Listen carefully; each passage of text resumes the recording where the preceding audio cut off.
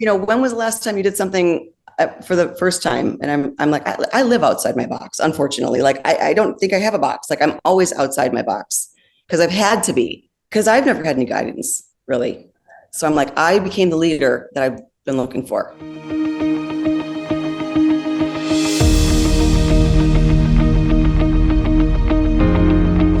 Hello, and welcome to the Studio Takeover podcast. I am your host, Kat Ford Coates.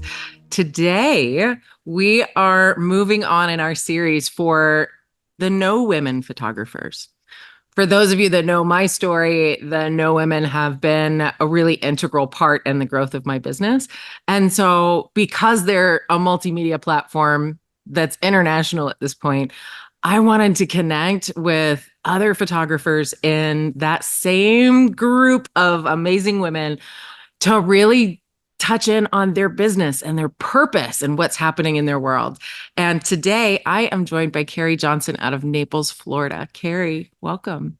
Thank you very much. I'm excited to be here. I'm excited to have you. One of the things about connection is really not just like, oh, hi, I'm Kat. Nice to meet you. But it's really like, hey, let's actually connect. And I'm so glad that, you answered and we're like, I would love to do this interview because it allows us all to connect on a deeper level because rising tides lift all ships. So why don't you tell us a little bit about your business in Florida, how long you've been doing it? Tell us more about you and what it is that you do and who you serve. I've been in Florida, in Naples, for about 30 years. I started my business 25 years ago when my first daughter was born. My oldest one was born. And I was going through a really hard time in my life, transitioning from everything I knew to completely it shifting. I was one of those where it just was not a comfortable shift for me because everything was different. Having a new baby, not really having much support, just navigating every area of my life. I felt like it was just upside down.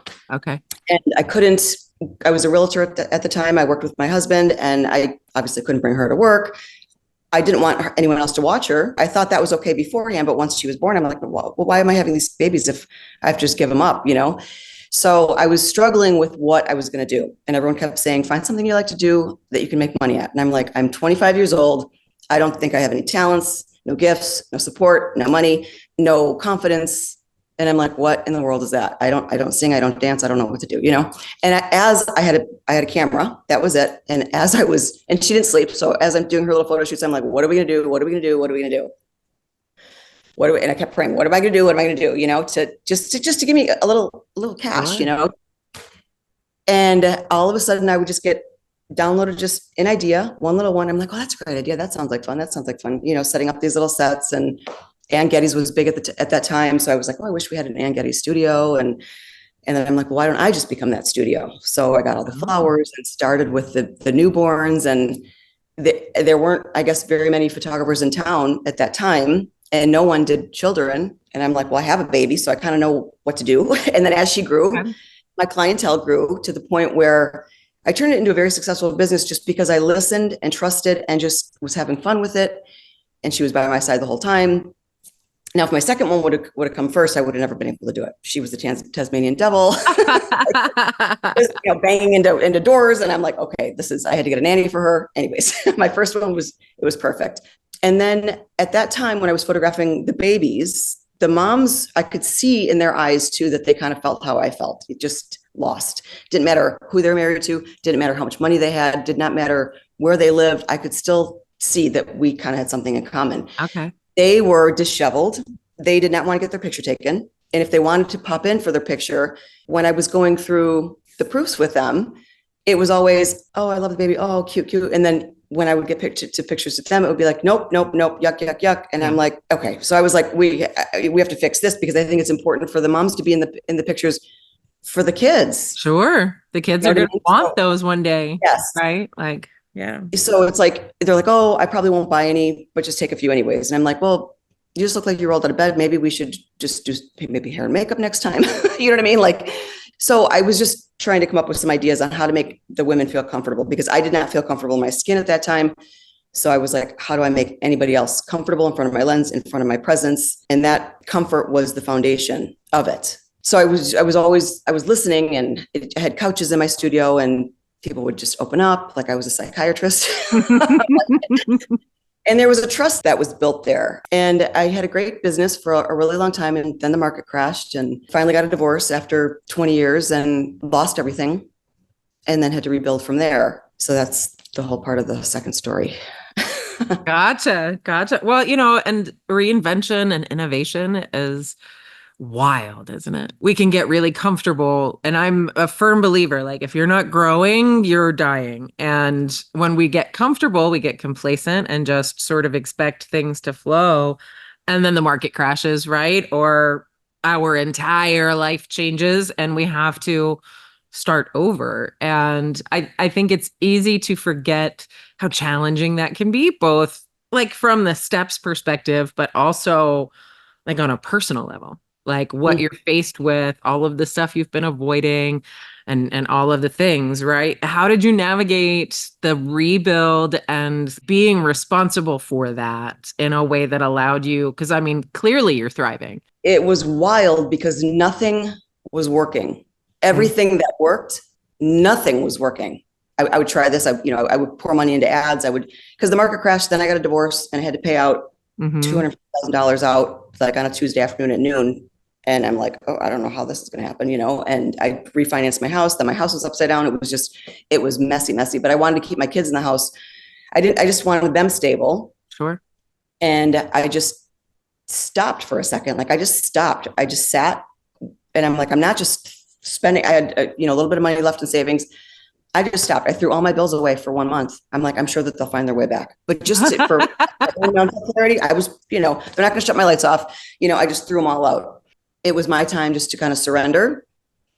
And I sat down and I was watching TV and Wayne Dyer was on. And love Wayne Dyer. Yes. And it came at the perfect time always, and when I was 8, I knew that there was like a magic to the world and I didn't know what it was. I just got excited for it. And then throughout my life, I would call my dad and I'm like, everything I say I want, I'm getting, good or bad. Like, what is this? And no one knew what it was. No one knew about the energy. No one knew about, law of attraction or anything like that, any of the universal laws. But it was happening like pretty quickly. And I'm like, okay, I'm getting bad things too, so because I'm Italian and Irish, I'm, if I'm raging and things are happening. Right. So I'm like, I need to figure out what's happening to call in more good and positive things versus and keep out the bad. And then I happened upon The Secret. And that was at one point. And then I'm like, oh, that's cool. And then that just kind of left my brain. I got back into my work. But I sat down and watched for 3 hours. I was watching the Wayne Dyer special on PBS. And I'm like, what? It was exactly what I needed at that moment. So I got out my journal and then I got really, really deep into scripting and manifesting and just writing because that made me feel good. And then things just started shifting. Like I just started manifesting money out of nowhere, like because I was listening and I was doing things. And I'm like, okay, so whatever that money that I manifested, that got me through a few more years. It was wild. Okay. All right. So in that rebuilding and like connecting with women in the community, right? Like you said, all of my moms were on budgets. And, previous to that, you were like, we really need to start tailoring this experience so that the moms can be a part of it when they're like, I'm not photogenic. I don't feel like it. I hate looking at myself right now. Like, because that's the other piece of the puzzle too. Women, being photographed is challenging enough. And when you go through those periods of your life where, the body that you had 10 months ago is not the body you have today.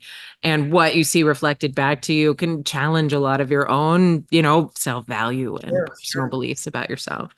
How did you incorporate that safety for them in your work moving forward as you were rebuilding? There were like two things I wanted to do at that time. Like, because I did it on my own without any help. And I'm like, oh, we can just make money out of nothing. Like we can create something out of nothing. I wanted to share that with women that felt the same way I did. Like that felt kind of under the constraints of their husbands or having to ask for money or whatever, not knowing what to do.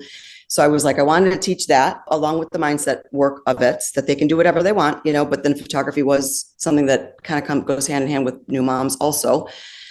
Like, again, I was completely self-taught. So if I can do it, I think everybody can do it. And then to listen to the women, to help guide them and make them feel so comfortable so they look amazing with the angles and things like that without saying anything.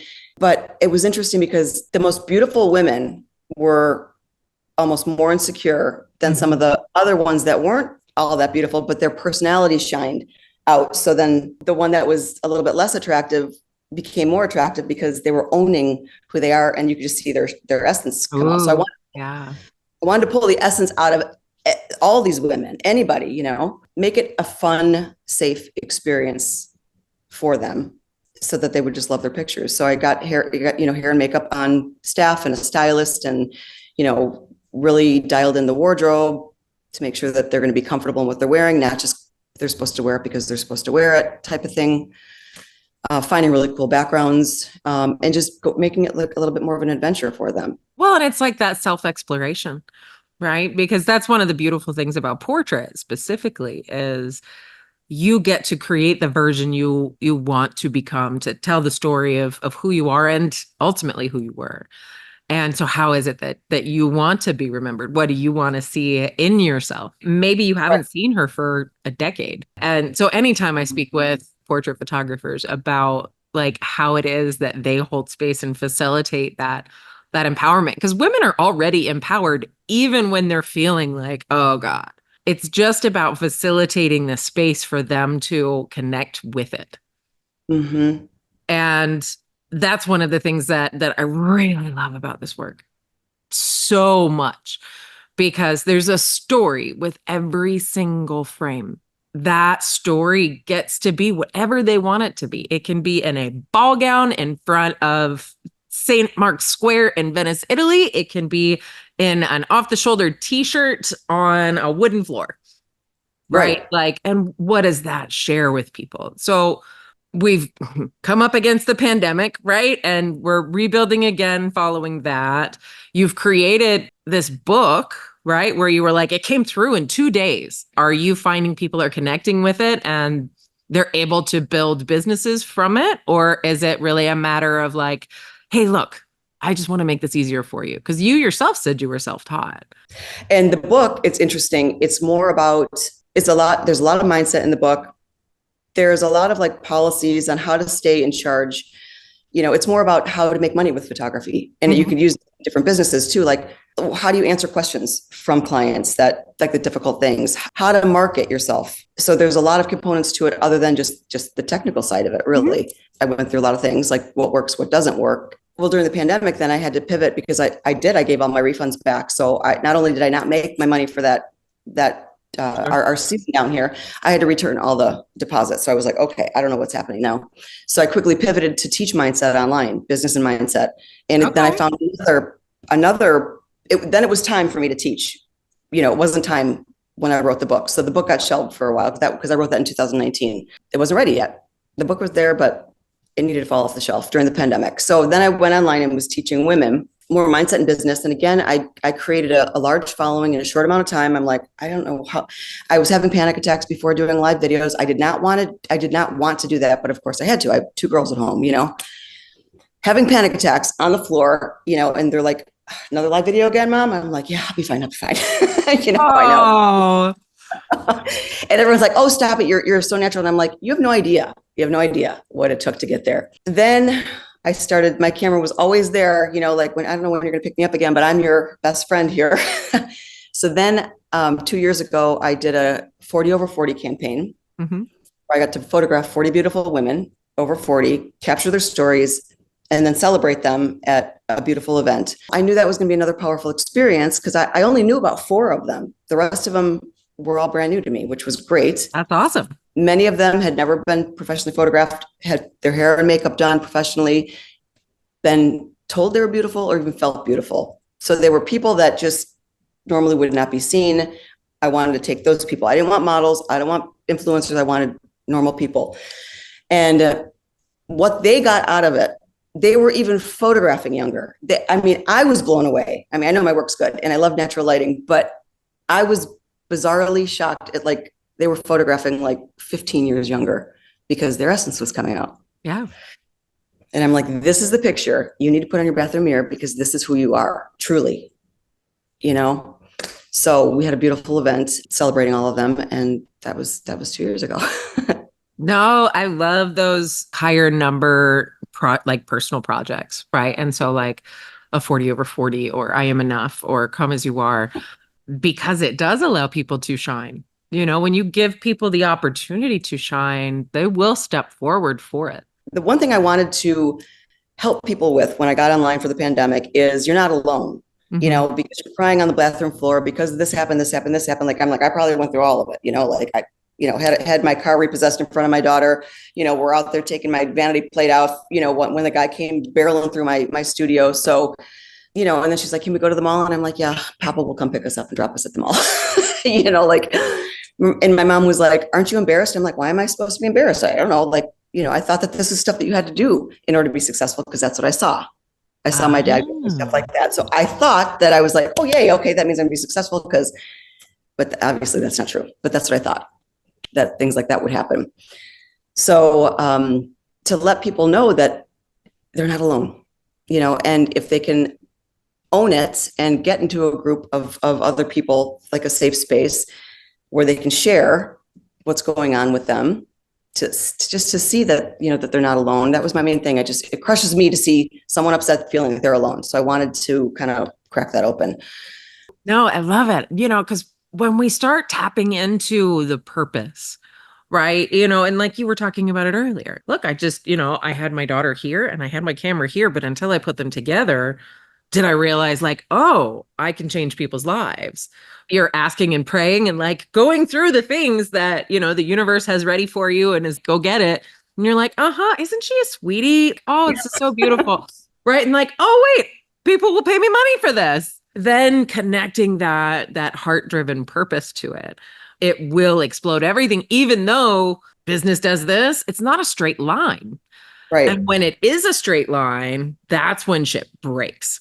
It's when you're moving too fast. So it's got to kind of come up and then come down and then go up again. Our job as CEOs, right, is to manage that fall off so we can ride the wave instead of, dear God, we're all going to die. Exactly. So now how did you get connected with the No Women? I photographed one of them and they reached out to me looking for a photographer in Southwest Florida. Okay. Last year for it. So it was great. It just, came to me. So I did that. Oh, and it followed my 40 over 40 campaign. So I was like, oh, this is interesting. Okay. So now we are kind of doing the same thing for entrepreneurial women. We had just done it. So it was a great sequel to what I had just come off of the campaign. Well, and that's one of the beautiful things about what they've cultivated there is about that recognition and shining a light on women who are doing the damn thing, letting them be seen and not just like a blip on a radar, but they're actually connected and built into community. And any opportunity with an organization like that, you get out of it what you put into it. It's really great to see how they are positioning the growth of that community across the US and Canada. And I reached out to Sarah, the founder, and was like, I want to talk to your other photographers. Because in 21 and 22, I photographed all of their books. North Carolina, Florida, Arizona, the 100 Women to Know, the city books, like it was. Oh, wow. Thing. And when I had to kind of step back from doing all of them, I was like, man, that sucks. I really want to connect with these ladies. Like, it's so like, it's not just build a network. It's you're building connection and being able to be the one who's there, like you were saying, like coming off of the 40 over 40 and now like focusing on shining a light on these everyday women who are building their dreams brick by brick. Yeah. So how has that growth been since like, okay, I photographed, this Southwest Florida book, and then you've been teaching these classes online during the pandemic. You've built out this course. You're still shooting. Like that sounds like a lot, Keri. It is a lot, but I'm not shooting all that much right now because it's summer. So now I've pivoted again to working with brands and to promoting with brands, because now making videos, whether it's empowering, whether it's educational, whether they're silly, brings me joy now, which I never ever thought it would. Oh, fun. Yes. So I got involved with TikTok and they were sending me a bunch of products and I'm just like, I wasn't getting paid or anything. I just liked sharing. I love sharing things that work, things that I find interesting, whatever. So now I've become a full-time content creator also for brands, photographing their products, doing unboxing, doing testimonials for their Amazon stores, for their TikTok shops, and doing live stream selling for them. Okay, so let me ask you this then. What's next exactly? Like, what does the next 3 years look like for you? I don't know. I don't know. I really want to do more mentoring, not so much like I love doing the campaigns. And if it's campaign, then that's different, but just like kind of getting out of the, small headshots or whatever, like all that stuff. I think I like the bigger projects, like the big campaigns, like the book, and then more mentoring women that are up and coming or that Sure. want to learn how to do things, how to navigate life differently off the beaten path, because I had to go rogue several times, most times. Ooh, there's the title for the episode, Going Rogue. And someone's like, when was the last time you did something for the first time? And I'm like, I live outside my box, unfortunately. Like, I don't think I have a box. Like, I'm always outside my box because I've had to be. So I've gathered a lot of skills. Terrific way to live. Just from a brain science, right? Our brains want habits. Our brain wants habits because it saves calories, it keeps us alive. So when the habit becomes to not have the habit, like that sounds so exciting. Okay, but there's a thread in everything that you do. You see that, right? Everything like that you have listed off is about serving others, instilling confidence, and personal growth. But there's a thread in everything that you've talked about from this entire journey for the last 25 years has been about surrender, right? But also about instilling confidence in others, even from like the early stages of your business, just holding space for moms to be accepting of themselves long enough to be photographed. Yes. And that's turned into online courses, mentoring, 40 over 40 project. And for anybody that hasn't done a 40 over 40 project, it could be done in 5 weeks. It could also take you 2 years to do it. That whole thing to me just says like, man, you've got to shine that like a floodlight into the world. Please let me help you find your power, because that sounds like pretty much everything you've ever done. Because I've never had any guidance, really. So I'm like, I became the leader that I've been looking for others. I'll go first. I'll fall in the hole. I'll trip, whatever. And what's been great about it is that I had to screw up so many times, but because I felt let down a lot, that I didn't have to play by life's rules, because why am I going to listen to someone that's not going to be there for me? So therefore, I got to take my own authenticity. I got to do what I wanted to do. I got to say what I wanted to say. I got to spend my money how I wanted to spend it. I got to make it how I wanted to make it. That's, it might sound kind of, I don't know. I had 2 girls to take care of and myself to take care of. So I learned, a long time ago that I didn't have to pay attention. I didn't have to listen to anybody else, really, Well, and it's about embodying, like you said, I had 2 girls to take care of. I had myself to take care of. Like, there is no, let's wait it out and see. Right. And what I'm talking to my girls about this too.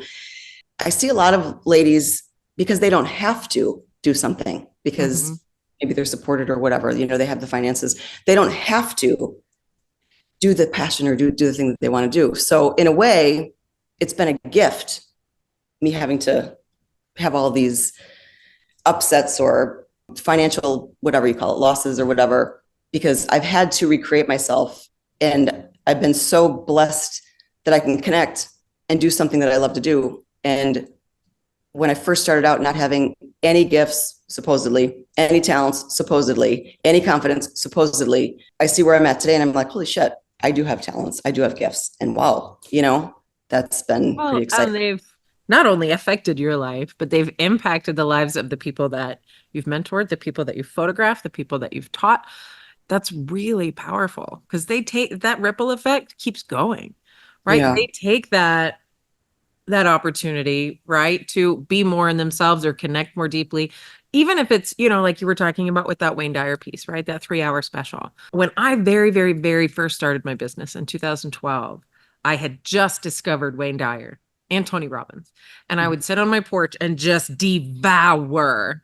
Like, I would go to the library and like, what Wayne Dyer stuff do you have? Like, give it to me. Yeah. And I would just devour all of it. And it felt like inhaling for the first time.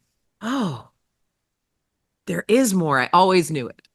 Yes, that's what was when I was 8 years old, and my parents, you're looking for fantasy world that doesn't exist. And my great aunts and uncles were like, miserable. And I'm like, think that there's more. I didn't know what it was, but it's this. It's this. I'm like, I found it. The secret to life. And I couldn't wait to share it to those, especially if there are people are going through things. You can play with it. You can manipulate it. You can maneuver it differently. You don't have to just take it for what someone says, or if you're going through something, you can completely name it and claim it. Name it neutral. Don't, you know what I mean? Like, well, and growth, that's how growth works. You have 2 daughters, right? If you've ever watched a human being try and learn how to walk, it's not like they stand up and walk a catwalk right away.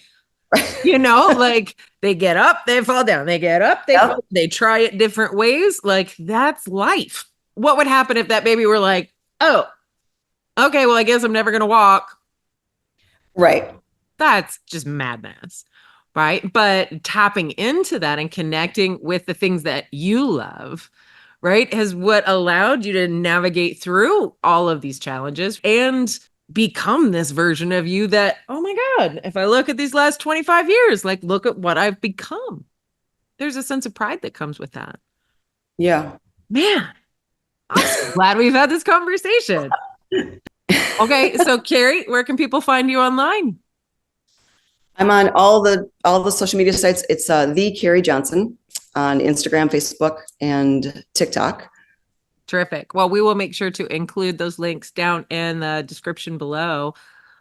Keri, is there anything that you want to let people know about? They should connect with you because, like, they connect with me because I do lots of behind the scenes. I give lots of tips. I mix photography tips and mindset tips, business tips. So you're fully well-rounded, and we just have fun on my platforms.